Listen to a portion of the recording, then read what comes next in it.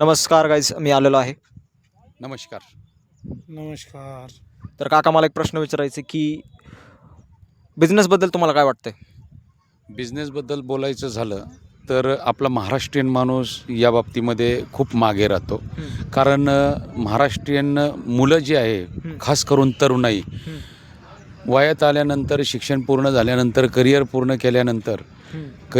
केल्यानंतर विषय असतो त्यांच्या लग्नाचा. आणि लग्नासाठी महाराष्ट्रीयन माणसं मुलांना मुली देताना अच्छा. नोकरीचाच पहिला विचार करतात. आणि नोकरी जर असेल तरच छोकरी देतात. हा महाराष्ट्राचा प्रत्येक पालकाच्या मनामध्ये असलेला अनुभव आहे. पण माझं ठाम मत आहे की बिझनेस जर केला तर तुम्ही नोकरी ज्या ठिकाणी करता त्या ठिकाणी तुम्ही फक्त नोकर असता.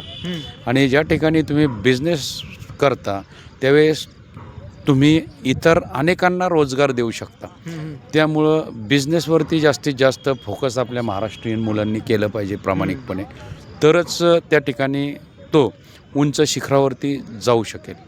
अन्यथा तो नोकरीमधली जर वेलांटी काढली तर नोकरीतली वेलांटी काढल्यानंतर असतो तो नोकर. आणि मग ही नोकरशाही जी आहे ती महाराष्ट्रातल्या तरुणांमध्ये केवळ आणि केवळ लग्नापुरती बिंबली जाते. पण माझं ठाम मत आहे की इथून पुढं पालकांनी देखील तसा विचार केला पाहिजे. आपली मुलगी देताना एखादा उद्योजक असेल म्हणजेच बिझनेसमॅन असेल तर त्याला पहिलं प्राधान्य दिलं गेलं पाहिजे. आणि त्याला जर प्राधान्य दिलं तर तो पुढे मोटिवेट होऊन त्याच्या बिझनेसमध्ये एक्सपान्शन वगैरे करू शकेल किंवा आणखी त्याच्यामध्ये तो प्रगती करू शकेल आणि पुढे जाऊ शकेल तो. हां, आणखी काही तुम्हाला अजून मला विचारायचं काका की आपले जे मराठी माणसं असतात त्यांच्या घरामध्ये ॲक्च्युलीमध्ये असं शिकवलं जातं की 4 लोक काय विचार करतील, मग ते पुढचं पाऊलच नाही टाकत. आता ही जी आहे ही पारंपरिकता आहे. वडिलोपार्जित पद्धतीने आपल्या मराठी माणसांमध्ये हीच गोष्ट रुजवली गेली की बाबा तुझं शिक्षण झाल्यानंतर तुला नोकरी करायची आणि नोकरी केल्यानंतर तुझं लग्न होणार आहे. आणि लग्न करताना मुलीचे आई वडील देखील हाच प्रश्न विचारणार आहे की मुलगा काय करतो. आणि मुलगा काय करतो म्हटल्यानंतर तो जर बिझनेस करतो म्हटल्यानंतर आपली माणसं ते बिझनेस करणाऱ्या व्यक्तीकडे पाण्यात पाहिल्यासारखं पाहतात. त्याच्याकडे तो दृष्टिकोन आपल्याला बदलायचा आहे. आणि तरच आपल्या महाराष्ट्रामधून उद्योजक निर्माण होऊ शकतील. आता जर आपल्या भारत देशामध्ये उद्योजकांना जर पाहिलं तर महाराष्ट्रीयन उद्योजक तसे पाहिले तर कमी आहेत. परंतु इतर ठिकाणचे उद्योजक आपल्याला भरपूर पाहायला मिळतात. आणि दुसरी गोष्ट, भांडवल जे आहे ते भांडवल उद्योग करण्यासाठी अत्यंत महत्त्वाचं आहे. मग हे भांडवल मिळवायचं कसं, इथून सुरुवात होती. अनेक बँका वगैरे आहेत, त्या बँकांच्या माध्यमातून देखील भांडवल मिळतं आणि त्याच्या माध्यमातून उद्योग व्यवसाय वाढवण्यासाठी चालना मिळू शकते.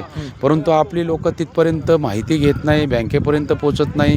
आणि त्याचप्रमाणे निरनिराळ्या शासकीय योजना असतात, महाराष्ट्र शासनाच्या असतील किंवा केंद्र शासनाच्या योजना असतात उद्योजकांसाठी.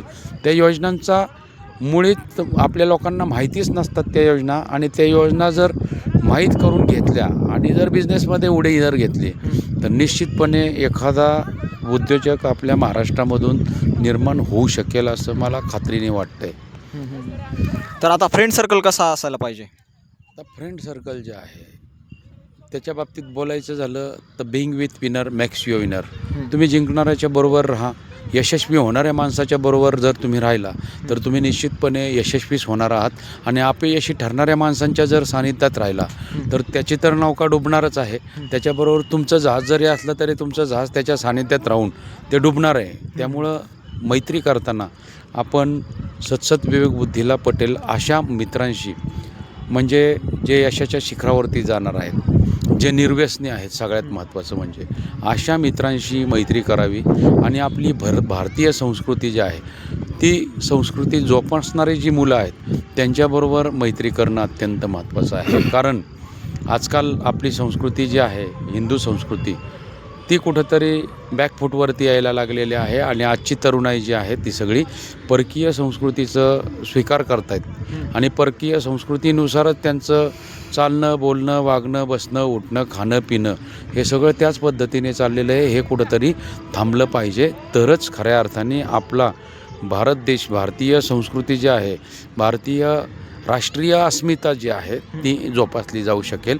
अन्यथा ती कमी कमी होत जाणार आहे. हा भविष्यातील पुढच्या पिढीला सगळ्यात मोठा धोका निर्माण होऊ शकणार आहे. काका, तुम्हाला काय वाटतंय? कशाबद्दल? बिझनेसबद्दल. हां बिझनेसबद्दल. बिझनेस आहे ज्याच्याजवळ भांडवल आहे, ठीक आहे, तो बिझनेस करू शकतो. त्याच्यात हिंमत पाहिजे बिझनेस करायची. अदरवाईज बिझनेस करू शकत नाही. बिझनेस असा आहे का ज्याला चांगलं जमते बिझनेस तोच बिझनेस करू शकते. म्हणजे काकांनी जसं म्हणलं की तुम्हाला विनर्स बिंग विथ विनर्स, म्हणजे तसं तुम्हाला बिझनेसमॅन सोबत राहावं लागेल जर बिझनेस करायचा असेल, बरोबर ना काका? म्हणजे आपण पहिल्यांदा कोणताही उद्योग व्यवसाय करताना आपल्याला जर त्याच्याविषयी माहितीच नसेल काय, तर अशा उद्योग व्यवसायामध्ये कोणी पडलंच नाही पाहिजे. परंतु आपल्याला पहिली गोष्ट की ज्या उद्योगाची, ज्या व्यवसायाची आपल्याला आवड आहे तोच उद्योग व्यवसाय निवडला पाहिजे आणि त्याच्याविषयी माहिती मिळवली पाहिजे, अभ्यास केला पाहिजे. आणि महत्त्वाचं म्हणजे उद्योजक व्हायचं असेल तर बाजारपेठ अत्यंत महत्त्वाची आहे. तुम्ही जे प्रोडक्शन तयार करणार आहे, जे उत्पादन तयार करणार आहात, त्याच्यासाठी योग्य बाजारपेठ आपल्या महाराष्ट्रात आहे का, देशात आहे का, आणि आंतरराष्ट्रीय पातळीवरती तुमचं जे प्रोडक्शन आहे, उत्पादन आहे, त्याचा खप होऊ शकेल का, हा दूरदृष्टिकोन डोळ्यासमोर ठेवून अभ्यास करूनच मग एखादा उद्योजक निवडला पाहिजे आणि त्या दृष्टिकोनातून प्रयत्न केले पाहिजेत. अच्छा, तुम्हाला काय वाटतं? मला आता यांनी जे सांगितलं त्याच्याशी सहमत आहे मी. अच्छा, एक लास्ट प्रश्न विचारतो काका. आता कसं आहे, पैसे कमवणं सोपं आहे, पण पैशाला मॅनेज करणं खूप जरा लोकांना माहीत नाही कसं मॅनेज करायचं. कारण की पैसा आलेला त्यांना माहीत नाही कुठं इन्व्हेस्ट करायचं. तर तुम्हाला काय वाटतं? पैसा इन्व्हेस्ट करायचा कुठं हा प्रत्येक व्यक्तिपरत्वे ज्याचं त्यांनी ठरवायचं आहे. योग्य मार्गामध्ये योग्य ठिकाणी जर तुमचा पैसा इन्व्हेस्ट केला तर तुम्हाला त्याचा मोबदला चांगल्या प्रकारे मिळणार आहे. आणि चुकीच्या मार्गाच्या ठिकाणी किंवा चुकीच्या ठिकाणी तुम्ही जर इन्व्हेस्ट केला तर तुमचं निश्चितपणे नुकसान होणार आहे. मग प्रत्येक व्यक्तिपरत्वे ज्याने त्यांनी ठरवायचं आहे. सगळ्या प्रकारची लोकं असतात. कोणी 1 नंबरमध्ये पैसा लावतं तर कोणी 2 नंबरमध्ये पैसा लावतं.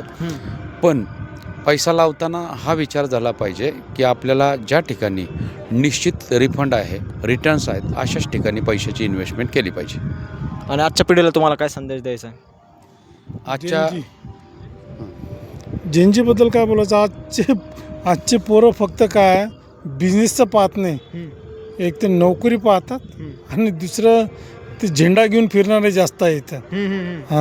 महाराष्ट्रातली पोरं आहे ना, हे झेंडा हे पॉलिटिशियनच्या मागे झेंडा घेऊन फिरणारे जास्त आहे. त्यामुळे काय सक्सेस कमी आहे बिझनेसमध्ये. तुम्हाला मेसेज काय द्यायचं त्यांना? मला मेसेज ॲक्च्युअलमध्ये काय, स्वतंत्र, अगर तुम्हाला नोकरीपेक्षा बिझनेस चांगला आहे पण स्वतंत्र केला पाहिजे. ठीक आहे, हाच माझा संदेश आहे. तुमचा पण संदेश तोच आहे का? म्हणजे नोकरीपेक्षा बिझनेस तर कधीही श्रेष्ठ आहे. नोकरीमध्ये लिमिटेड पैसा आहे, लिमिटेड जीवन आहे, सर्व काही लिमिटेड आहे.